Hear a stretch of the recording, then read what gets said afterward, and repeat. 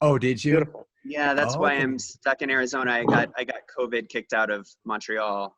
Oh. So Is I'm that ridiculous. dying to Canada's laugh. last hotspot for COVID? Is Montreal, I heard? Canada's biggest hotspot was Montreal, and the world's biggest hotspot is Arizona. Darn. Yeah. Wow. You're I'm touching just, on all of Frying them. pan to the fire. Wow. I know. Yeah, Oh. it's a bit insane, but what can you do? Where are you in Vermont, Richard? I'm in Newbury, Vermont, which is it's on the east side near New Hampshire. Okay. Yeah, my husband and I kind of go back and forth from New York to Vermont, but right now we're sticking with Vermont. Yeah. Yeah. feels like the right idea. Yeah, and Yeah. stay out of Montreal. Although you don't have a Yeah. choice. They're not letting you in. And I know, I'm sorry, David, I just have to say, I know you're actually an Arizona, native Arizonan, is that right? Me? I mean, Philip, Like yeah. Sedona. Are you from Arizona? Yeah, I was born in Phoenix, but Okay. I haven't lived there for 22 years. So Okay. Yeah, Yeah. I'm in Chicago. I'm an Illinois person, really. Okay. But my family now has all moved out to Arizona. So my whole family's in Tempe and Mesa. Okay. But I'm in the Chicago area. Yeah. Yeah, the Chicago, I feel like Florida is to New York as Arizona is to Chicago. It's Yeah, like these it's are the like that. pipelines, you know. Yes. But I did it in reverse. I was young in Arizona and then moved to Yeah. Chicago and was there for 20 years. I loved it. I still have a place there. Well, first of all, one of the things I was curious about was in Philip's case, had you heard about the festival here before this opportunity came along to stage this? I believe so. At this festival? Yes, I believe so. I've heard of it, and I think didn't you do a reading of it before, or is that?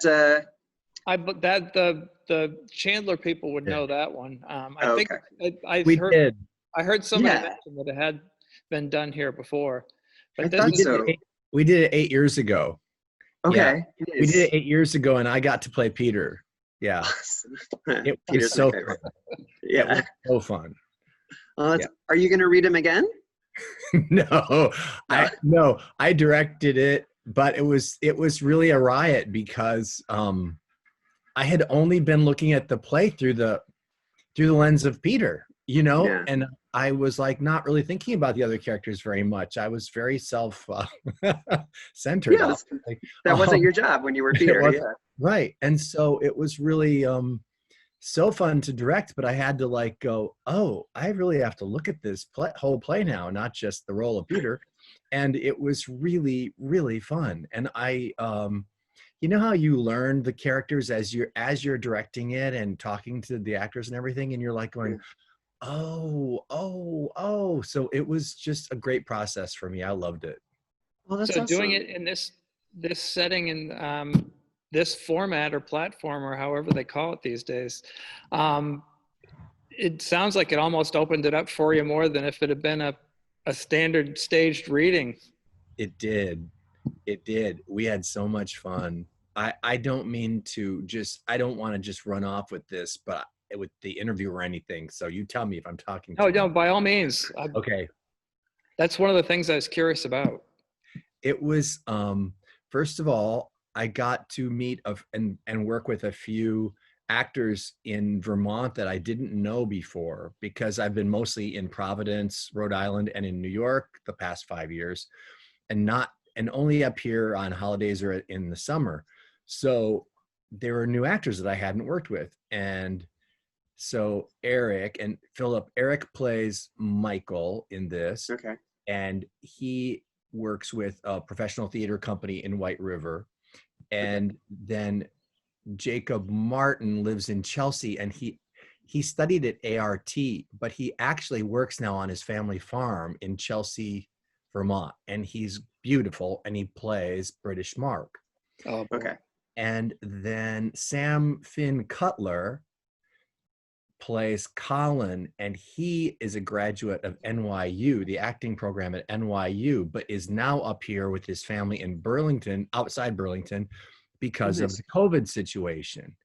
So those three Vermont people, plus actors that I knew that Dan and I know from New York, I thought, oh, I get to cast New York actors if I Yeah, want to, because anyone. Yeah. they can do it.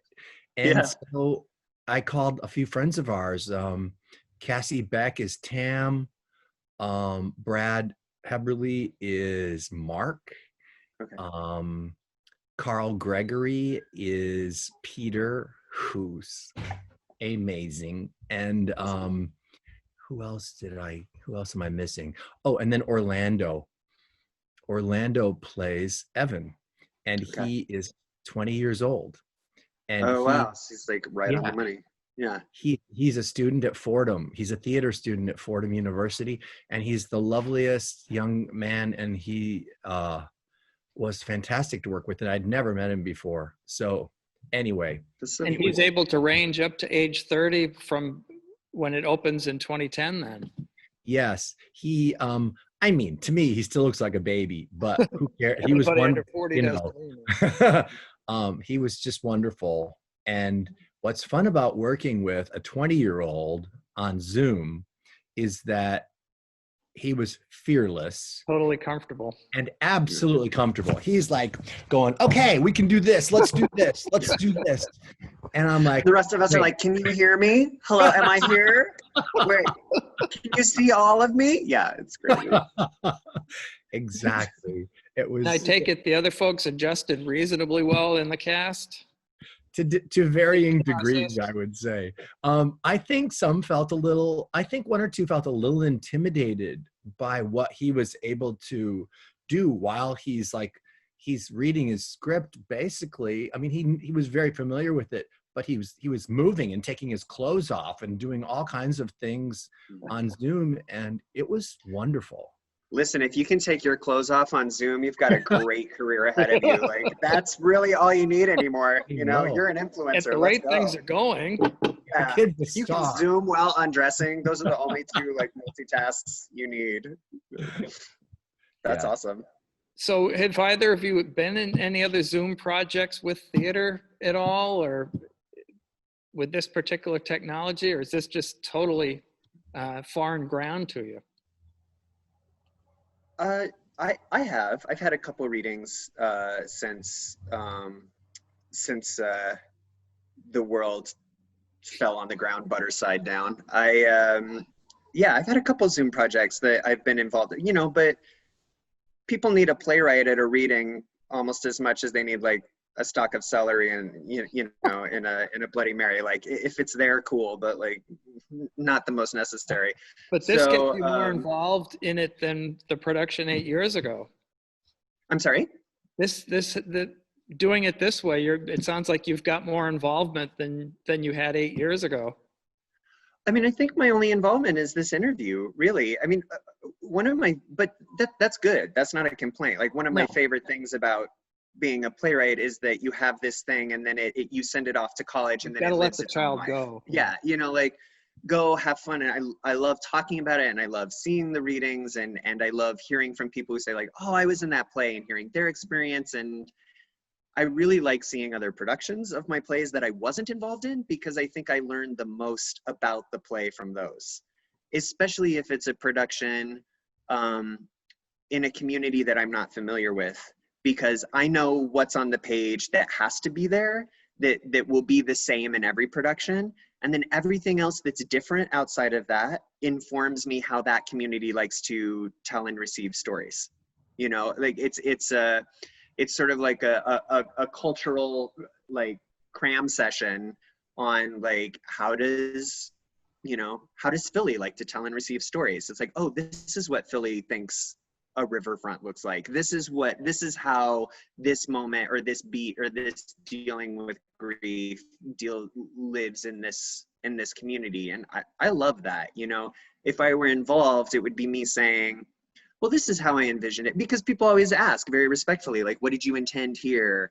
What was this moment about? And if I answer it, it sort of makes that decision for them, rather than opening up an opportunity for me to learn about, well, what do you see in that moment? What do you intend based on this skeleton? And I actually really prefer that. You Well, know? over the 10 years time, and this basically came out 2010, or it's set in 2010. It's It set in opened. 2010. I think the production was in 2011. Yeah. And just the way you look at it now, I mean, with the way the pendulum has swung back and forth with some of the human rights issues, how has the way you look at it changed, if at all, especially the last 3.5 years? I mean, I set it in a specific time on purpose, and I wanted it to be what are those? A time capsule. You know, I wanted us to have a snapshot of what was that decade. You know, one of my favorite playwrights is August Wilson, and I love his Decades project. You know, that and they're so beautifully snapshots of those decades, and I wanted to do that.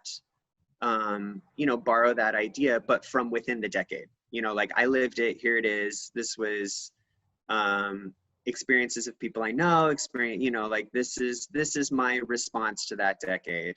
And I think in that regard, I think it's aged really well, because it can only age well, whether you like it or not, or whether it's still comfortable to watch. Like it's still an honest depiction of these 7 people's experience of that decade, right? It's an interesting bridge decade in terms of the medication. The beginning of the century for AIDS had been pretty well developed and evolved to the point where people were surviving.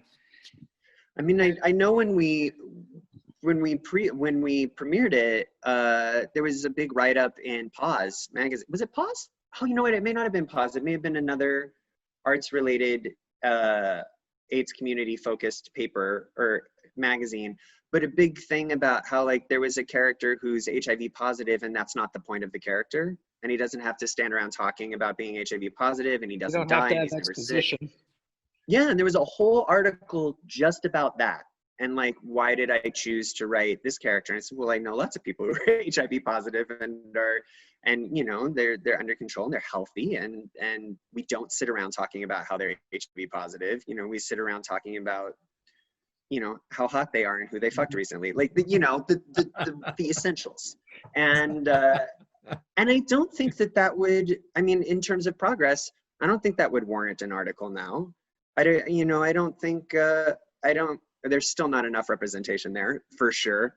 But I don't think somebody would be wowed and floored that there's a character who's HIV positive and doesn't have to sit around talking about it the whole show.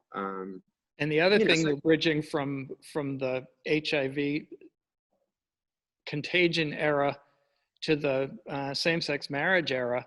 That's not on the table for a lot of them in 2010, in that whole first decade. And that snapshot may be all the more resonant now with the way things have changed, at least. I mean, I think a lot of the, Yeah, go ahead.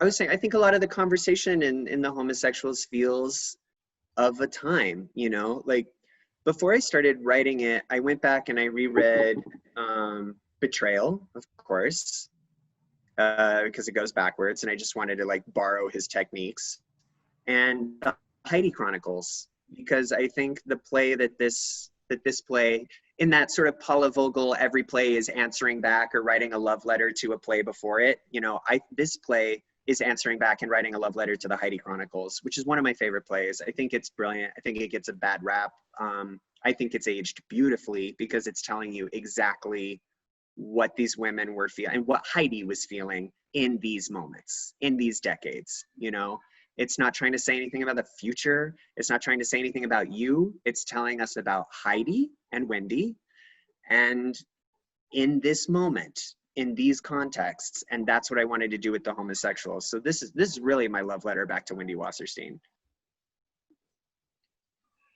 So Richard, had you seen productions of this elsewhere, and had always wanted to take it on, or was this something that just the opportunity, the first time around, had you seen it before the first time around?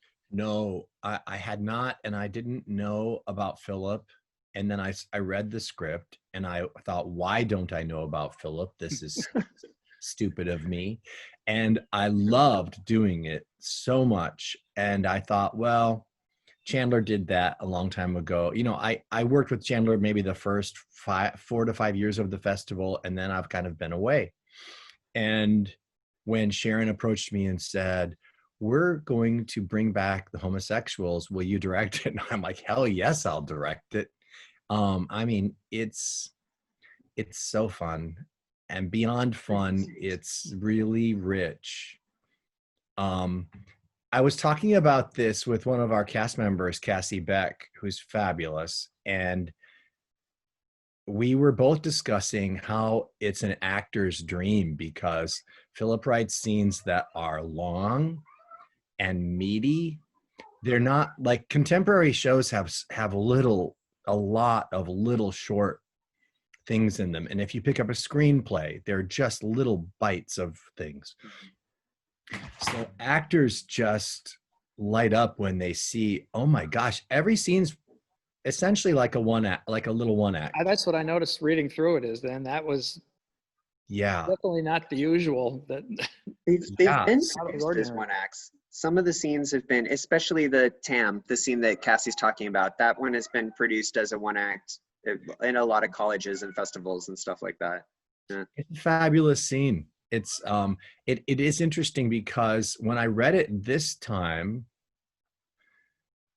you know, and I had to read it 2 or 3 times to get out of my old Peter character head and just read it, try to neutralize yourself. And right.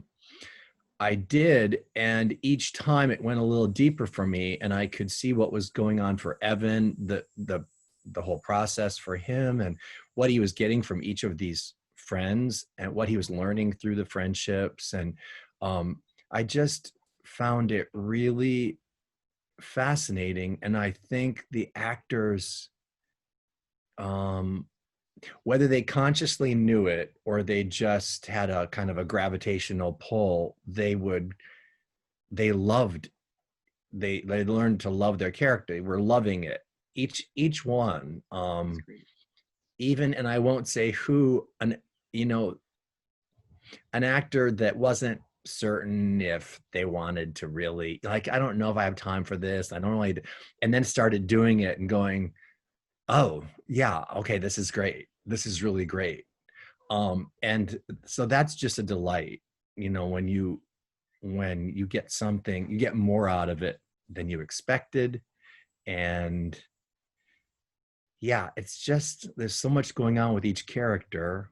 Well, like the British Mark character just happens to be HIV positive and doesn't sit around talking about it. It's wonderful that they mention it. It's discussed. It's something about him, but it's not, it's not all of who he is. So anyway, it's just, the actors really loved it. But that wasn't the original question. Sorry. It sounds like this format has almost enhanced that sense of being able to get into each scene and each character maybe more than you would have if you had had standard stage reading. Maybe for me, working with the actors is the on the material. We're all spread out all over the place, and I got to use actors that would not have been able to come to Vermont, that wouldn't have been in Vermont. And so I got to work with friends that I just know them as dear friends. And they're very talented people. So it opened up an opportunity for me that was fabulous. And I think, and they don't know me as a director. Yeah. So it was really kind of amazing to have that experience on Zoom during this time on a play that we all loved. So yeah, it was a great opportunity. At the same time, it has to have been disorienting to when you have scenes where there's physicality in it.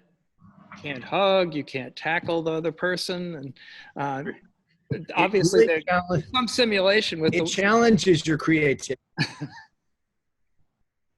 And more so than you expected? By the way, well, first of all, Philip, we all love how sexy your play is. Love it. And Thanks. it's a very fun, sexy play. And the great thing about the way Philip writes this is that it's very accessible. It's like, it's sexy and it's not off-putting. Like I want everybody to watch this, what we did. It's so fun. It doesn't, some stuff, if it's handled in a certain way, sex can be really scary and off-putting. And that's not what this is. It's, it reminds you that, oh, sex can be very fun and not taboo. I mean, It's human. It's human, and it's it's important in the gay community, where it's so much of how we interact with each other. It's at a younger age, I remember being in a car with a whole bunch of friends and thinking, oh my gosh, I've slept with everybody in this car. It just is how we connected. And so when I feel like I've had that same experience, but like on a bus. Let's be real. Yeah, it's but the challenge, okay, so being on Zoom was very fun. Like I was saying about Orlando, and there are a couple of very physical scenes, and particularly Orlando and Jacob, who play British Mark and Evan, were having a ball in, probably 60, 70 miles away from each other. They're both in Vermont, in different bedrooms, being on beds and going, okay, if I lean like this and you lean like this, we can be on the bed talking to each other. Or, when you're above me, why don't I get up on and look down and that's what they did. And it's basically telesex, right? Like that's it now. It's like, yeah, this is what we have. It was. And I'm watching this going, this is so fun and so sexy. And they're not anywhere near each other. And we're not doing anything that people are going to be all freaked out about, but you totally get what's happening here. So it's great. Yeah. So I feel about, go ahead, Philip. Oh, I was just going to say, I think it's very important for me with sex and violence are both very difficult to do on stage. And for me, I think whenever I'm looking at moments of sex or moments of violence, I don't usually have there's probably my most violent scene ever is in this play, and it's not very violent. But I think the important thing about sex and violence is that their dialogue. Like a sex scene should reveal character while also moving the story forward. And if we have to stop telling the story and stop revealing characters so that the characters can have sex, like that's boring. I look at moments of violence and moments of sex as a musical number. Like the show shouldn't stop so that we can sing a song about nothing that doesn't reveal character and doesn't move the story forward. We come to a moment where we are so impassioned that there's nothing else the character can think of to do other than to burst into song in this moment about revealing themselves, about being challenged, about moving forward. And sex is the same. That we come to a moment where the characters are so impassioned they couldn't possibly do anything else except have sex or except be violent or and it should move the story forward. If it doesn't, we're all just taking a break. And I don't like to take a break in a play, so that I think is the most difficult thing for me about. And so when people say like it's sexy or, it's like, I'm like, great, cool. Because that to me says we didn't check out during that moment, yes. And we continue learning things about the characters during these moments that are tricky, Sure. Well, that brings me to one of the questions I had was age group of the audience. I mean, to some extent, you have to wonder a little bit how young the youngest viewer of this could be. Are you thinking 13, 14, 15, maybe a little younger? Or? That's per parent, I think, right? Yeah.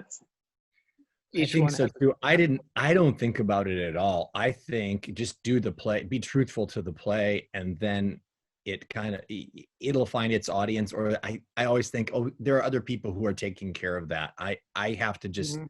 do this play and be honest, be honest and truthful, and make this the best version we can do of this play.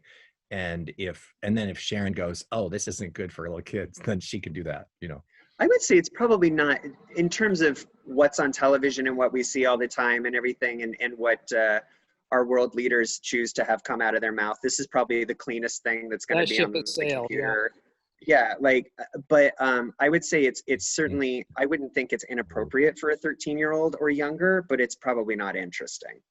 There you go. I wouldn't say this is inappropriate for a 12-year-old. I would say it's probably not interesting for a 12-year-old. It might be enlightening, but I don't think they want to sit through these conversations about aging and grief and what it is to be a maturing adult gay man in the first day. I think they'd be like picking their nails, but I certainly don't think they'd be scarred or for life or anything like that. I don't know though. I think it's important for kids to stumble on things that are inappropriate for them, because they probably are online anyway, so. They have to. I mean, that's the only, if I hadn't, there was no internet when I was growing up, and I had to stumble intentionally onto things.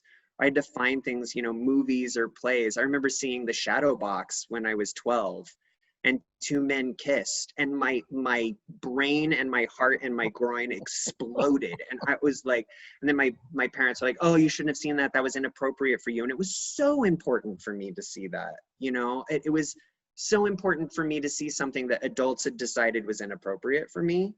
And it was so important for me to see porn. Like I'm not advocating for showing porn to kids. You should absolutely not do that. But like kids taking agency on their own and stumbling into things that are inappropriate for them is like a massively important part of the growing up experience. Well, like whether it's Judy Blume books or something like that, yeah. Oh yeah. I mean, I remember reading stuff in John Grisham when I was a kid that I didn't know what it meant, or like sexy, and like, what is that? And it was important for me. It triggered something. I was like, I have to look into that, You make these things and you just have to be honest to the characters and the stories, and it might fall into somebody's hands who you didn't intend it for. And hopefully that's benevolent, hopefully that becomes a trigger point in a good way for, I had a good friend whose parents came to see the very first production of the Homosexuals, and I ran into them. Don't know how old his parents are, but I know that they were friends with Studs Terkel. So like they're up there, lovely people. And I ran into them eating at a sidewalk cafe after they had just come from seeing my play. And I was like, oh my God, Peter, this guy's name is Peter. How are you? And blah, blah, blah. And they said, we just saw your play and we loved it. And I said, oh, thank you. And then Peter said, I'm so glad you're here, because I was just going to have a horrible conversation with my parents. Mom, do you want to ask him what you just asked me? And she said, yes, what is fisting? And so I had to explain to my friend's parents what fisting was. And they were like, oh, great, cool. Like, we got it now. And I was like, I'm really glad this show opened up this conversation for us. I was gonna say that demographic probably needs it as much as the teens who are trying to figure out their identities. Maybe I changed their lives. I have no idea. I don't know them that well. But like, I enjoyed, on both ends. I think it's probably a lot of older generation that probably learned more about the younger generation in this play, right? I don't know more, but it goes both ways. Yeah. And you are an educator. I mean, you do theater work that's aimed at kids as well. So that's oh yeah, and I'm a teacher, so I do. So the education side of things, you probably have to restrain the more pedagogical parts of your brain when you are creating something like this. Oh no. No. I mean, and my children's plays aren't about necessarily, they're not very pedagogical. They're more about the truth of the characters and what they're going through. Children's theater is just theater where the audience is smaller. The process is more similar than one would think. I think it's exactly similar. There are very few considerations that go into writing a play for young audiences. Very few, and I have mine, don't be cynical. Like you can have characters that are cynical, but the play itself can't be cynical. You have to want your audience to like leave and continue wanting to grow up. And I have like, you should ask questions instead of answer them. What else? Encourage and simulate play is an important thing. Right from beneath the doorknobs, which is a big thing. And then other than that, oh, and remember the law of percentages, that time works differently for young people. You know, if somebody's grounded for one summer and they've only had 8 summers in their entire life, and they say that's forever, they're not lying. You know, like percentage wise, that's accurate. So just consider people's perspective, that young people's perspective and the way time moves and how time operates is different than for older people. But other than that, it's the same, it's all the same rules, same plays. You know, bad TYA plays are plays that are writing TYA play. You know, like we all know those. They're all too educational and too proper, and it doesn't work. It's not good. Well, this part of the discussion brings to mind, I know Richard has talked in the past about your upbringing in the Midwest and probably not having a lot of role models for the things that were churning inside of you, whether it's identity or anything else. If you had seen something like this at say 12 or 13 or 14, or at least read it, what would have happened to that kid? Oh, would have been a happier kid. I don't know. I wouldn't have seen anything like this on, you know, for years. I was born in 1960. I'm going to turn 60 this year. So Congrats. thank you. The 60s and 70s, I mean, I knew nothing. I didn't even know anything when I went to college. I really knew nothing about sex. But that's interesting you asked that. What this brings me to actually is that the education of Evan, what I identify with the different characters, which I probably a gay man would say, oh, I've got a little of this one and a little of that one. But the education of Evan is so fascinating in different stages. And that's basically how I learned it. You know, you learn from experiences with people and from friends and over time, and it takes a while, and it takes a while to become an adult. And I do feel like I was a little, you know, stunted. I probably had my what maybe was my adolescence when I was in my 20s, you know? So it was, I think I've caught up with that. But yeah, I'm curious, the play going backwards in time, Philip, was it like a mission you put yourself on to, when we talked about betrayal, was that something that you went, oh, I want to tell this story in this way because, was there a specific reason to tell it in that order? Or Yeah, there was. This play, I dreamed this play one night after I went to a party for a strong circle of friends to which I was tangential. You know, I had one point of contact with that circle of friends, and it was a music sharing party, and everybody was supposed to burn 5 songs that they loved onto a CD and then make 5 copies of that CD. This tells you when this was. And then we all went home with a CD with 5 other CDs that we didn't make of just somebody else's music that they wanted to share. And I spent the whole night getting everyone's story, like everybody, and as the night went on, and while listening to everybody's music, which is very personal. And it's almost like, you know, when you're at the bar and somebody goes like, oh, I picked this song, this one's mine, you know, or when your karaoke song is called, you put down your drink and you scream and you run up there, you know, like it was that all night from different people of the 5 songs they wanted to share with a perfect stranger about who they were or whatever. And it was very It's very revealing. And then all night, people would tell me, oh, this is so-and-so. We met back in, and then they would go into the past and they would go backward. And they'd be like, oh, well, no, we didn't meet there first. And we do this in the play, right? In the very final scene of the play, people try to go backward and say, well, how do we know each other? How do we? And I realized that the way that we get introduced to circles and the way that we tell each other's stories by going backward.